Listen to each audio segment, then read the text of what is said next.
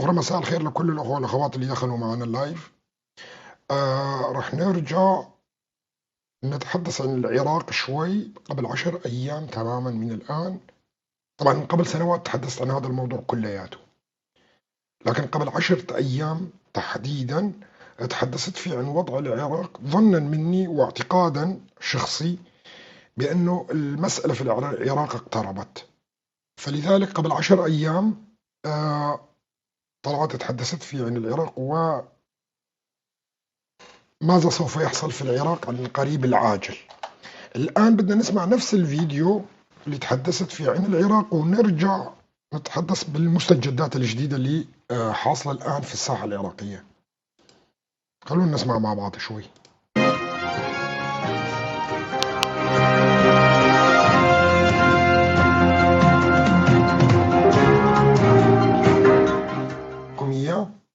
بدنا ننتقل لموضوع اتفاقيات الرئيس مسرور البرزاني مع الولايات المتحدة الأمريكية. طبعا أنا بدي أذكركم بالاتفاقيات اللي حصلت في عام 2016، وكانت خطأ استراتيجي من إقليم كردستان العراق وقتها، وتحدثت فيها بمحاضرات طويلة جدا. طيب نكتفي بهذا القدر. لك تركيا، وتحدثنا اللي بهمنا كان من بداية التسجيل، وسنوات طويلة جدا كنت أتحدث لكم فيها أنه المنطقة ذاهبة إلى تقسيم لا محالة، وإعادة رسم الخرائط في المنطقة جاري على قدم وساق.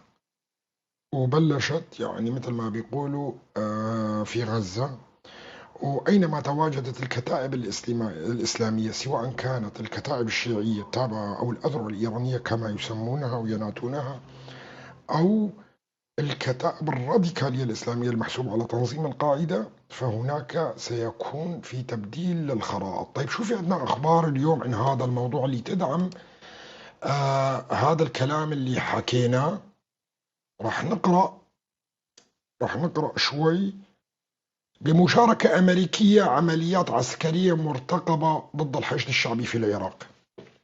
كشفت مصادر عراقية رفيعة المستوى أن المسؤولين وموظفين كبارا في مجلس الأمن القومي الأمريكي أبلغوا ساسة عراقيين كبار، وهنا بدنا نربطها مع إقليم كردستان والتحضيرات اللي عم تصير داخلها وحالة التأهب لقوات البيشمركة اليوم. أبلغوا ساسة عراقيين كبار منهم برلمانيين وزعماء تيارات سياسية بأن عملية عسكرية سيقوم بها الجيش العراقي بالتعاون مع القوات الأمريكية ضد الحشد الشعبي الشهر القادم بموافقة من إيران.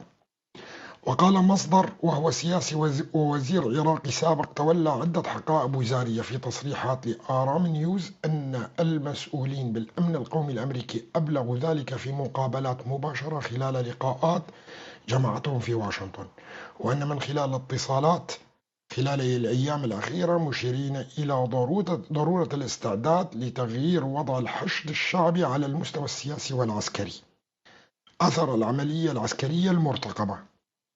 وأضاف الوزير السابق الذي وجهت إليه هذه الرسالة مثله مثل الساسة الآخرين أن فحوى الإبلاغ الأمريكي بضرورة الاستعداد لقادم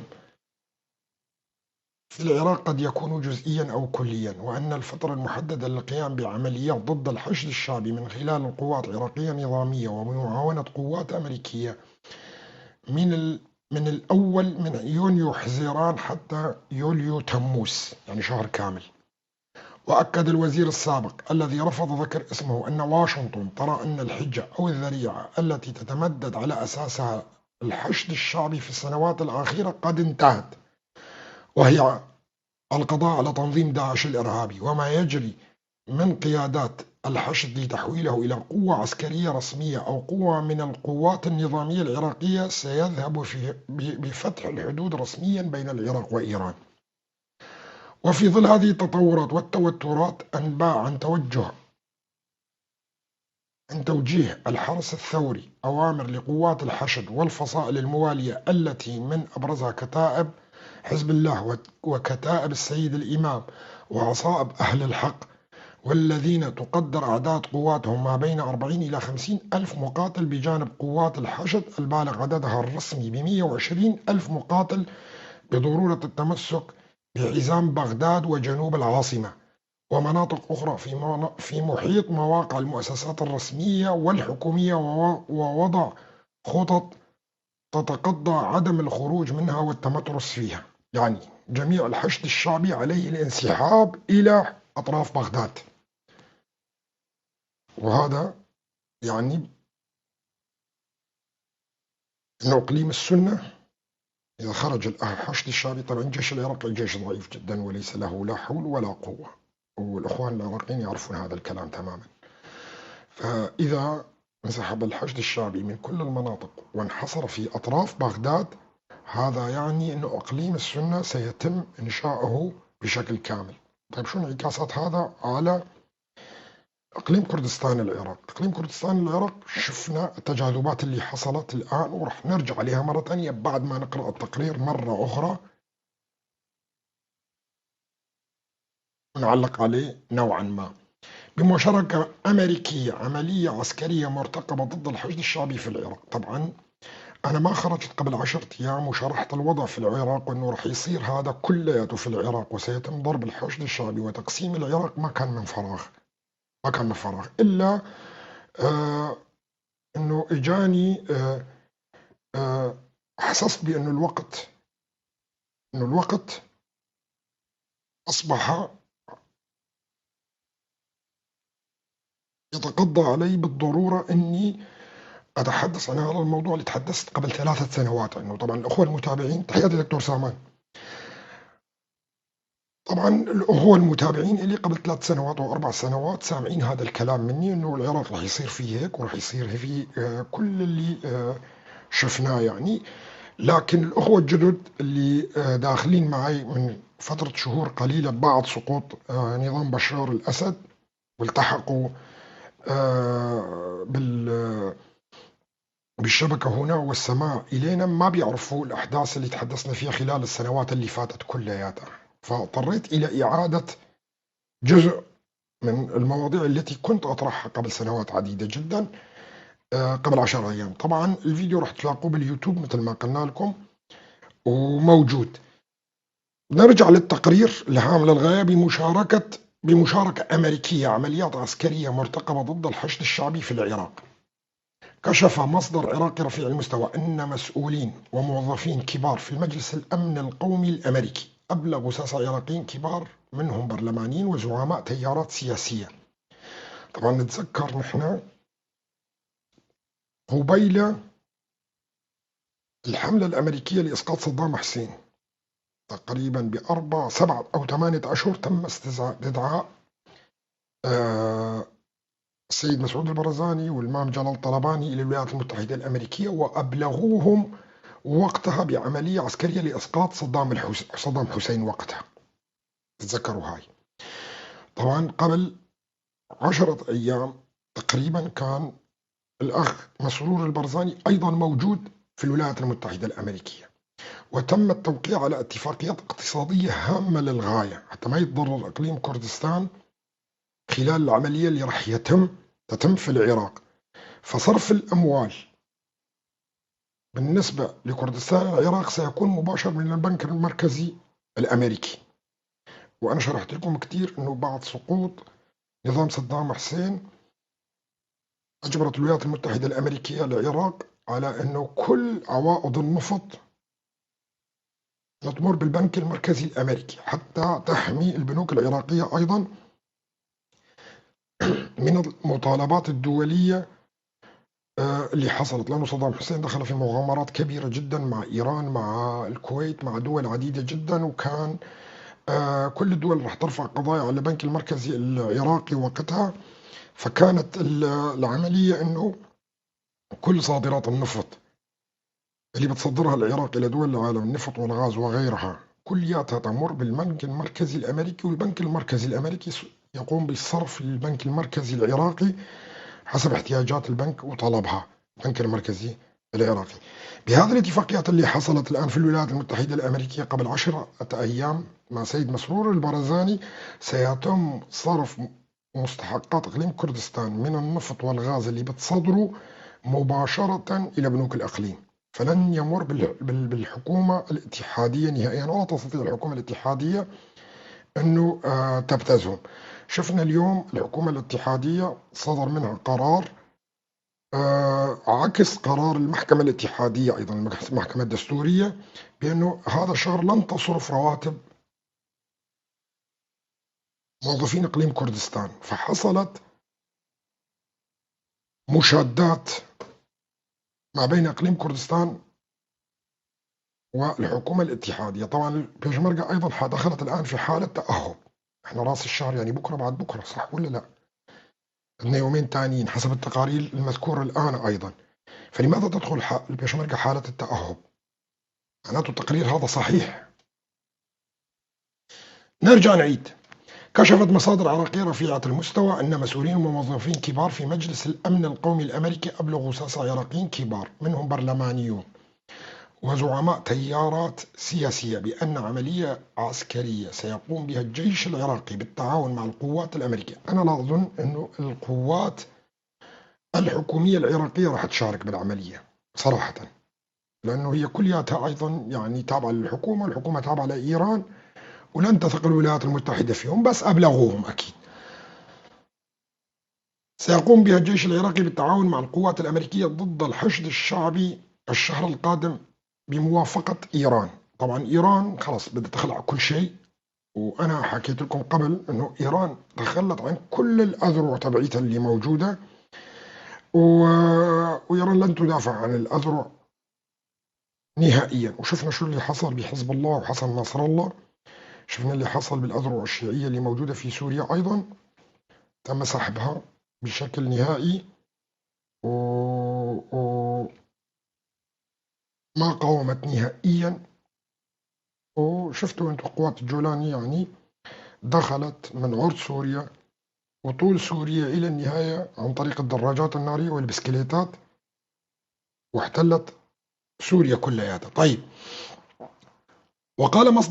وقال المصدر وهو سياسي ووزير عراقي سابق تولى عدة حقائب وزارية في تصريحات لآرام نيوز أن المسؤولين بالأمن القومي الأمريكي أبلغوا ذلك في مقابلات مباشرة خلال لقاءات جمعتهم في واشنطن، أو من خلال الاتصالات خلال الأيام الأخيرة. طبعا الأيام الأخيرة كان السيد مسرور البرزاني هو اللي موجود في واشنطن، مشيرين إلى ضرورة الاستعداد لتغيير وضع الحشد الشعبي على المستوى السياسي والعسكري أثر العملية العسكرية المرتقبة. يعني بعد العملية العسكرية يجب تغيير وإنهاء تواجد الحشد الشعبي على الأراضي العراقية على المستوى العسكري والسياسي أيضا.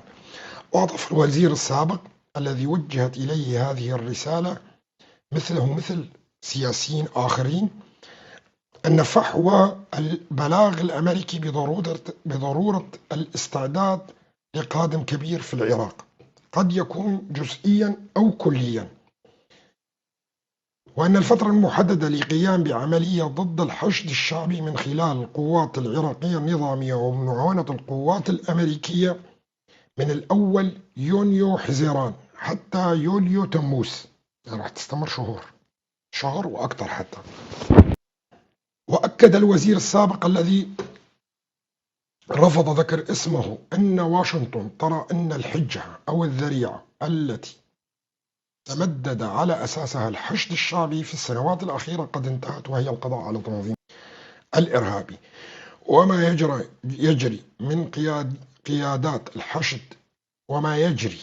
قيادات الحشد لتحويله إلى قوة عسكرية رسمية، لأن الحشد بيعمل الآن على أنه تحويله على قوة عسكرية رسمية ضمن الجيش النظامي رسمية ضمن الجيش العراقي، سيذهب بفتح الحدود رسميا بين العراق وإيران. هذا سيؤدي إلى فتح الحدود رسميا ما بين العراق وإيران.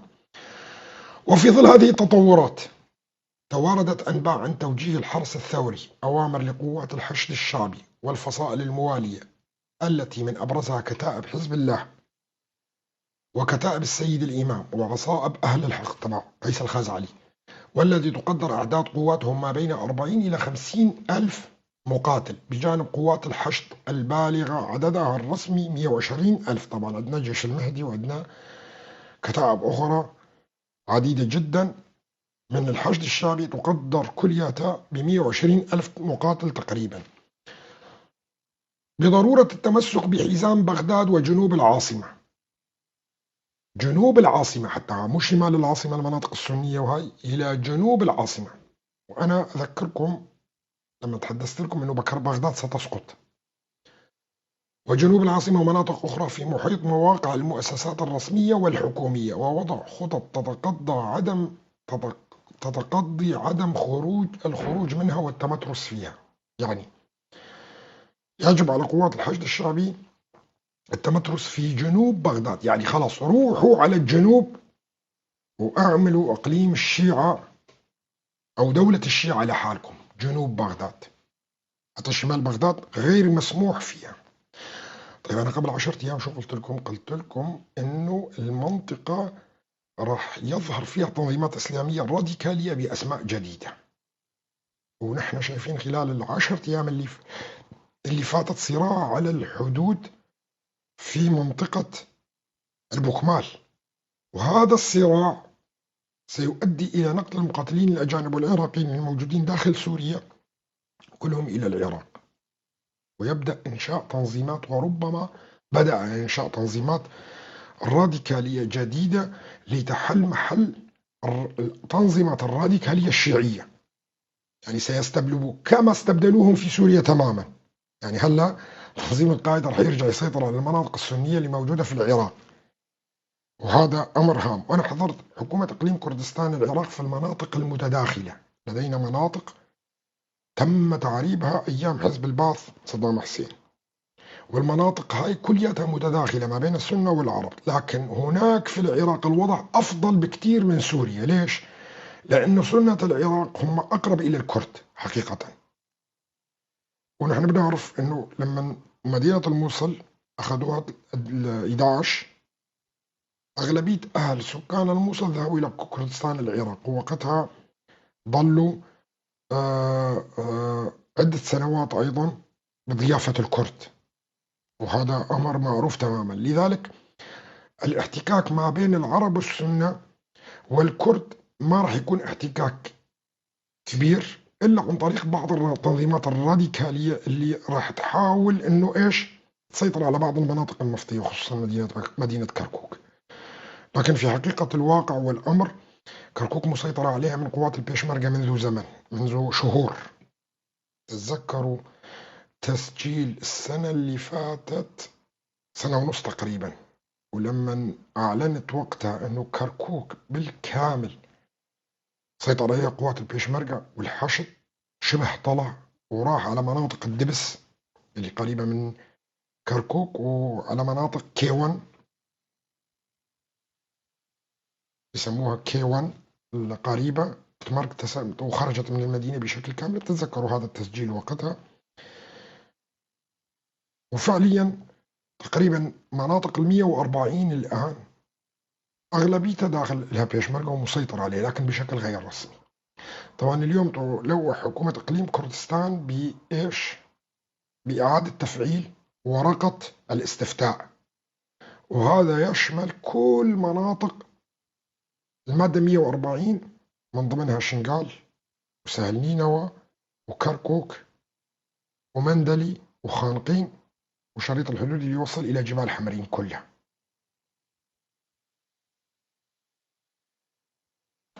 طبعا اليوم سمعنا أيضا أن قوات البيشمركة في حالة تأهب،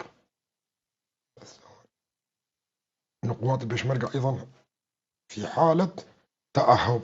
وصدر بيان من المكتب السياسي للحزب الديمقراطي الكردستاني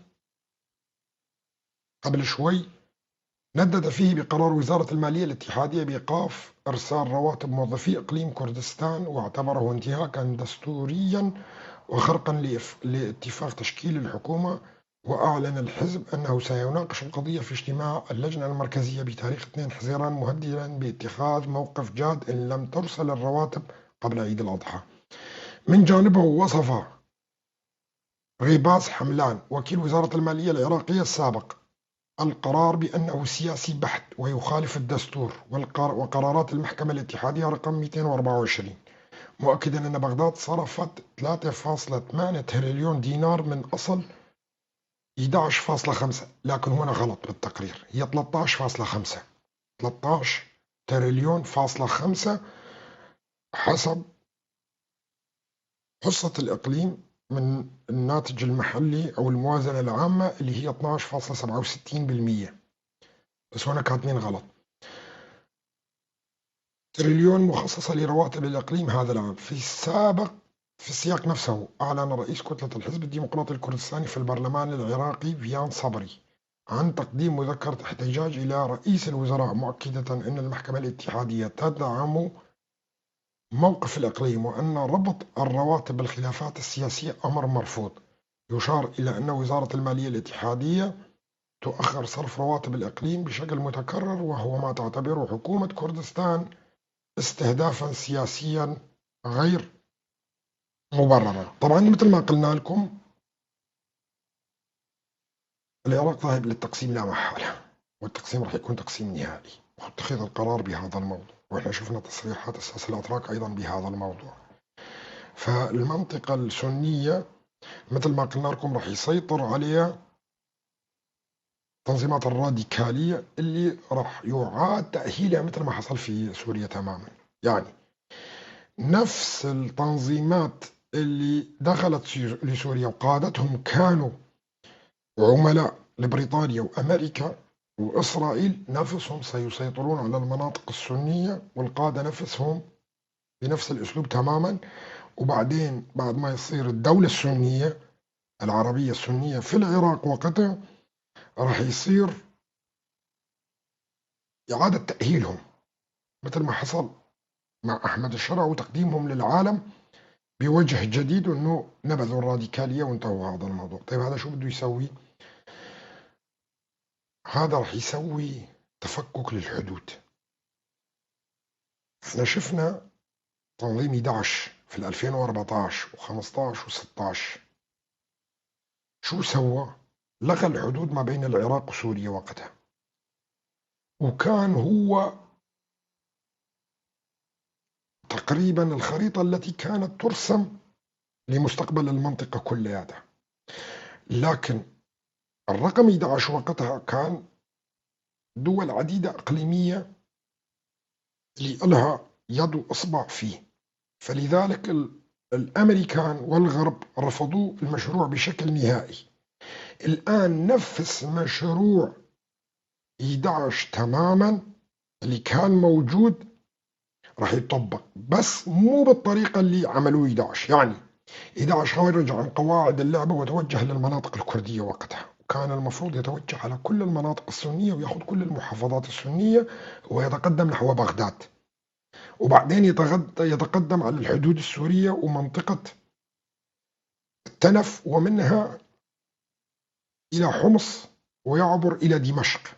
وهذا كانت الخطة اللي موضوعة أن المنطقة هي كلها تتحول إلى سوداء، فتصبح دولة سوداء بالمناطق العربية السنية. طبعا الأتراك استغلوا هذا الوضع وحاولوا يجندوا داعش لإيش؟ للمشروع الملي تبعهم، ظنا منهم بأنه الدواعش أو 11 راح ياخذوا المنطقة كلها أو المنطقة الكردية وراح ياخذوا شرق الفرات وتقدموا إلى كوباني. ونحن نعرف أنهم تقدموا حتى إلى كوباني ووصلوا إلى أطراف الحسكة وقتها، وذهبوا إلى مناطق شنغال وتوجهوا نحو كركوك، فسقطوا على أسوار كوباني وكركوك حقيقة. انكسر المخطط تبعهم فتم إلغائهم بشكل نهائي. الآن نفس المشروع تماما لكن بالشكل اللي بده إياه الغرب راح يتنفس. فمن غير المستبعد أنه من منطقة التنف تظهر حدود جديدة، تظهر الحدود الجديدة في المستقبل. وبعض المناطق اللي موجودة في سوريا تتوصل معها. ليش؟ لأنه الدولة السنية اللي راح تصير في العراق هي دولة مخنوقة. شلون دولة مخنوقة؟ دولة ما عندها حدود مع أحد سوى راح يكون مع كردستان وسوريا ومع أعدائهم الشيعة. ما في حدود أخرى. فهذه الدولة راح تكون دولة مخنوقة نوعا ما، راح تتوصل بالمملكة العربية السعودية والأردن من فوق، وغير هيك ما عندهم حدود نهائيا، فيحتاجون إلى موانئ، يحتاجون أيضا إلى طرق. شلون راح يكون شكلها في المستقبل؟ هذا ما سنتحدث فيه في المستقبل حسب الظروف المتغيرات اللي راح تصير على الأرض. لكن علينا نحن الكرد التأهب بشكل كبير في كردستان، لأنه الأيام سوداء قادمة علينا، وهالمرة ما في مفاجأة. المرة السابقة كانت مفاجأة، سقوط الموصل وتوجه داعش بشكل غير محسوب إلى الكرد. وعلى فكرة اللي بيقول إنه الكرد كان عندهم علم في 2014 بال11، نعم كان عندهم علم، تفاجئوا بشكل كبير. نعم كان عندهم علم، لكن أبلغوا الكرد بأن هؤلاء لن يتوجهوا إلكم، هذول فقط بمناطق العرب السنة وراح يكونوا في سوريا. فتم خداع الكرد، وهي لأول مرة أنا بقولها، تم خداعهم. فكانت بشكل مفاجئ اللي داعش بدلوا طريقهم، من ما انه يروحوا على بغداد، وكانوا متوجهين على بغداد بالبداية، وشفتوا انتم تحركاتهم بالبداية. فوجهتهم المخابرات التركية او الميت التركي من بغداد الى شنغال. هنا حصلت المفاجأة الكبرى، وما كان محسوب حسابها نهائيا. فحصل ما حصل وقتها. كثير من الجهات بتطلع تتهم الكرد بالخيانة، تتهم البيشمركة، تتهم كذا تتهم كذا. الموضوع أكبر مما تتخيلون بشكل كبير. وكثير بيطلعوا باتهامات، بيقول لك بعض القادة الكرد كانوا يعرفوا أنه هذا حقيقة، لكن المشروع ما كانوا عرفانينه، وما كانوا حاسبين نهائيا أنه متوجهين لهم، لأنه حتى المشروع اللي حصل فاجأ الأمريكان نفسهم، فاجأ الأمريكان وفاجأ البريطانيين أنه رقمي داعش غير مجرى المرسوم له. فكان لو يعرف الأمريكان والبريطانيين الموضوع كان أبلغوا الكرد، كان أبلغوا الكرد وقتها أنه هدول جايين لعليكم كمان. لكن كانت الخطة ومرسومة منهم، وكلهم كانوا طبعا مخترقين أيضا من المخابرات البريطانية والأمريكية، على أساس يتوجهوا إلى بغداد،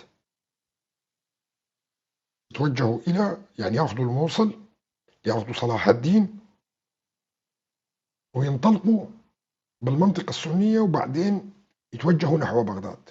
وفعلا كانت وجهتهم نحو بغداد بالبداية، ووصلوا إلى أطراف بغداد. تذكروا جرف الصخر وما جرف الصخر والمناطق هاي كلياتها اللي وصلوا لها. لكن الرقمي داعش بدل من الخطة بأوامر من الأتراك، واتجهوا إلى المناطق الكردية. فاتجهوا، كانوا يحاولون الوصول إلى أربيل. انتقلوا أول شيء إلى كركوك مشان النفط وما نفطوا هاي، وقالوا إنه بسهولة راح ياخذوا كركوك، وبعدين ينتقلوا إلى أربيل وقتها. وأنا أعتقد كل الأخوة العراقيين الموجودين معنا الآن في اللايف يؤكدون على كلامي هذا. وإحنا كنا شايفين خلاص الدواعش انتهت موضوعها، وبدها تروح لبغداد وبدها تأخذ بغداد والمناطق الكردية، هذا يكون حد فاصل. وهاي الخطة اللي كانت موضوعة لهم بالأساس. الآن الوضع مختلف. هنا بدنا نحط عنصر المفاجأة بكل الأحوال ككرد بأي متغير قد يحصل، لأنه حتى هؤلاء المخابرات التركية والميت التركي مخترقهم بشكل كبير. فهالمرة هاي عنصر المفاجأة ما راح يأثر بشكل كبير، لأنه هو الآن الخطة المرسومة لهم بعد ما يقوم الجيش الأمريكي والإسرائيلي بضرب الحشد الشعبي، لابد لهؤلاء بالتوجه إلى بغداد، وأنا حكيت لكم عن بغداد. وشفنا بالتقرير الآن اللي تحدثنا عنه أنه الأمريكان يطلبون من الحشد الشعبي التمركز في جنوب بغداد،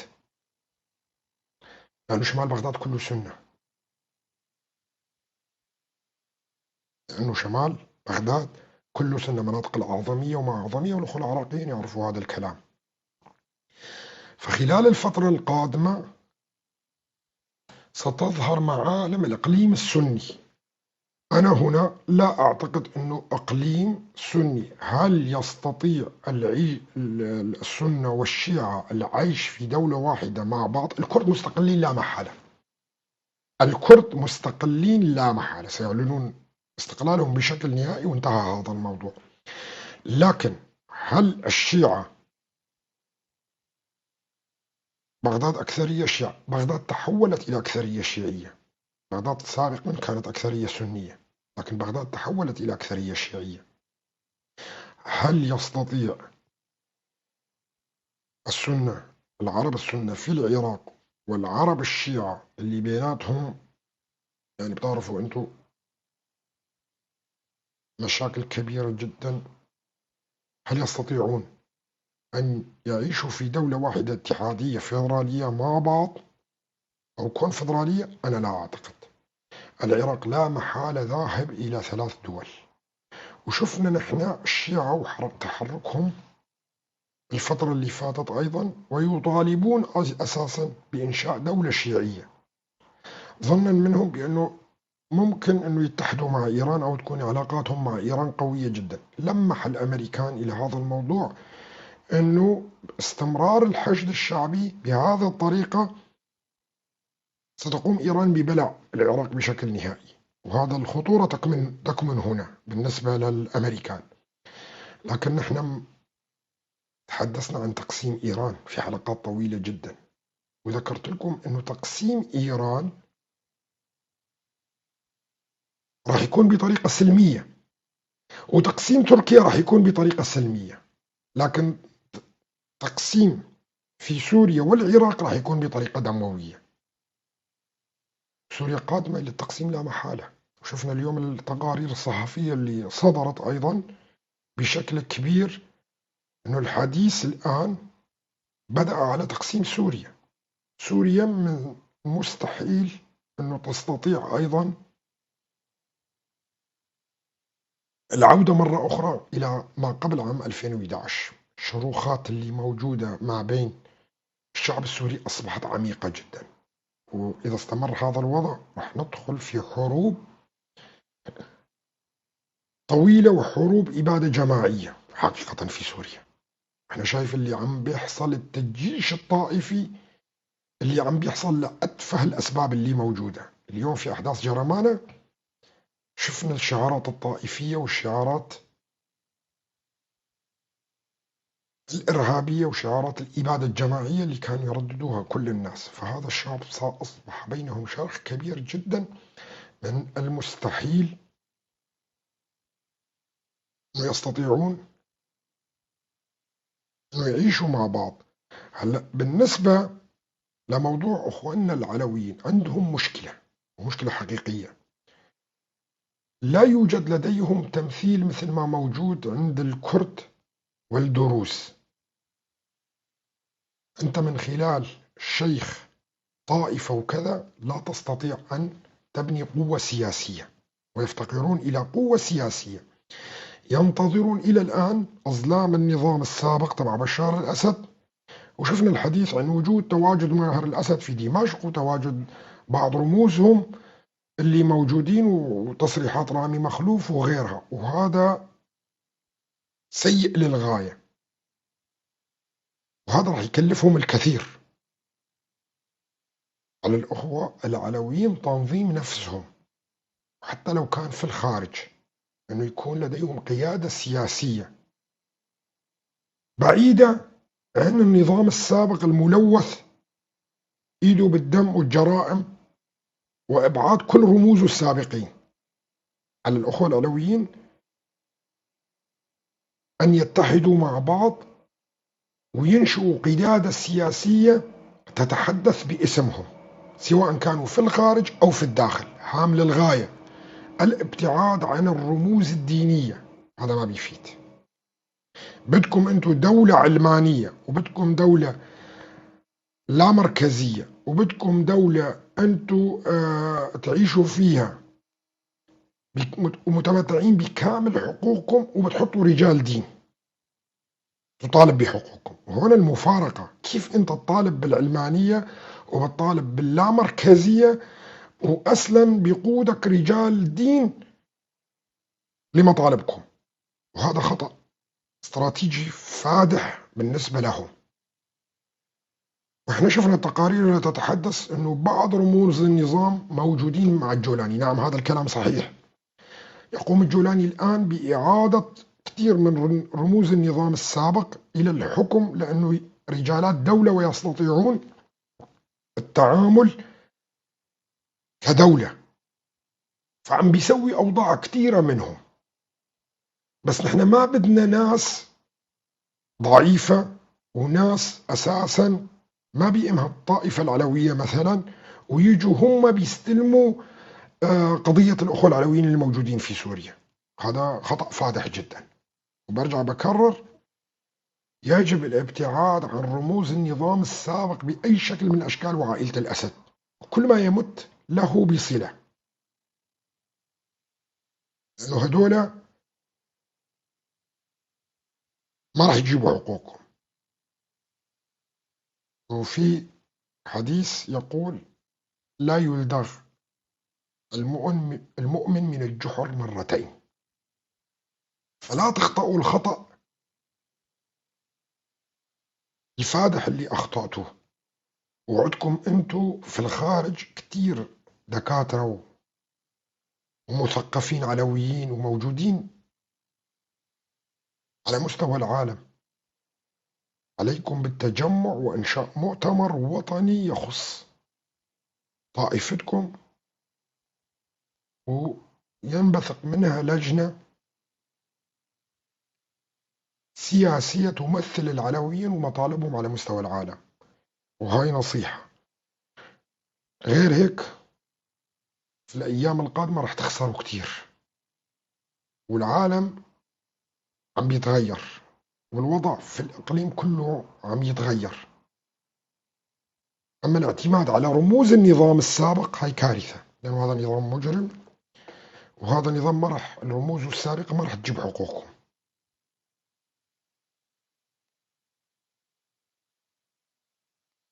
انتوا شايفين بعد ما بدأت أتحدث عن الأخوة العلويين وأنه لازم يكون حقوقهم كذا، شلون الناس دخلت هاي الحقد الطائفي الموجود في سوريا حقد كبير جدا، لا يمكن إصلاحه، لا يمكن إصلاحه حقيقة. بقول لكم إياه، إذا استمر الوضع على ما هو عليه راح نشوف في سوريا حرب تطهير عرقي حقيقة. بقول لكم إياه، والأقوى هو اللي راح يستمر، وحتى مشمول هذا في شرق الفرات أيضا. لا تظنوا أبدا الجولاني يستطيع أنه يصبح رئيس سوريا ويسيطر على سوريا كلياتها، لا يمكن. ولا يستطيع السيطرة على الكتائب اللي موجودة في داخل سوريا. وانتم شفتوا اليوم شلون التجيش اللي حصل على جرمانة مرة أخرى. الجولاني ليست لديه السلطة على كل الكتائب الموجودة، خصوصا الكتائب المنفلتة التابعة لتركيا، وما كان يسمى بالجيش اللاوطني سابقا، اللي هم عملوا المجازر في الساحل كلياته. البارح يومين شفتوا مدينة السلوك وإيش صار فيها. فنحن في شرق الفرات أيضا علينا التأهب في أي وقت لحرب قادمة، والاستمرارية للأقوى حقيقة. بقول لكم إياه، هذه حدود تسمى بحدود الدم اللي راح تنرسم في المنطقة كلها. يا أما تبات ويا أما ستستطيع أن تسيطر على أكبر قدر من الجغرافيا، لأنه حروب جغرافية راح تكون في المنطقة القادمة. صحيح، صدقا بقول لكم إياه. الاستمرار للأقوى لأنها حدود الدم. كل الحديث اللي بتشوفوه من الساسة الأمريكيين لم يعد هناك حروب، لن يعد هناك، هذا كله تضليل سياسي وهراء وليس له أي أساس من الصحة، خصوصا في العراق وسوريا ليس له أي أساس من الصحة أبدا. علينا التعلم من التاريخ بأن البريطانيين والأمريكان والغرب بشكل عام يخدعون الشعوب ويطمنوهم ما في شيء وما راح يصير حروب وما أبدا ونهائيا، والوضع راح يكون مستقر والأمور راح تنحل سياسي. بس ذكروا هذه الجمل: تذكروني جيدا واعلموا أن هناك حرب قادمة لا محالة.